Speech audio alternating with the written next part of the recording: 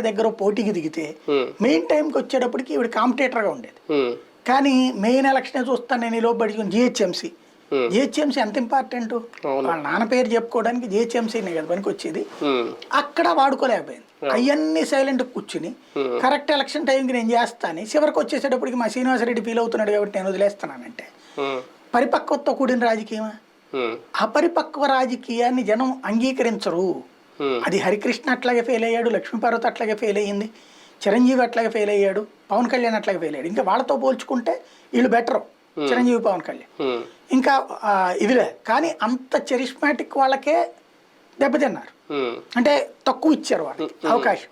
అట్లాంటిది ఈమెని ఏం చూస్తారు? కాకపోతే యూట్యూబ్కి పనికి వస్తుంది. వైఎస్ రాజశేఖర రెడ్డి గారి మీద ఉన్న అభిమానులు కొంతైనా ఇటువైపు ఏమన్నా వస్తారా? ఈ మాటలు నమ్మి వచ్చే అవకాశం ఉంటుంది. అది జగన్ని ద్వేషించడం కాకుండా రాష్ట్రం బాగుకు సంబంధించి ఇంకేదన్నా ప్రణాళిక ప్రకటించి ఉంటే వచ్చుండేవాళ్ళు. జగన్ని దూషించడం ప్రారంభించాక వైసీపీ శ్రేణులు అంటే ఇప్పుడు ఒక వారసత్వాన్ని అంగీకరించేశారు వాళ్ళు. అవును. ఇప్పుడు ఇంకొకటి ఏంటంటే ఈవిడ చెప్పేది తప్పు అవుతుంది, అబద్ధం అవుతుంది. నమ్మలేని పరిస్థితి ఏమైందంటే రాజశేఖర రెడ్డి పాలన నాశనం అయిపోయింది అంటుంది.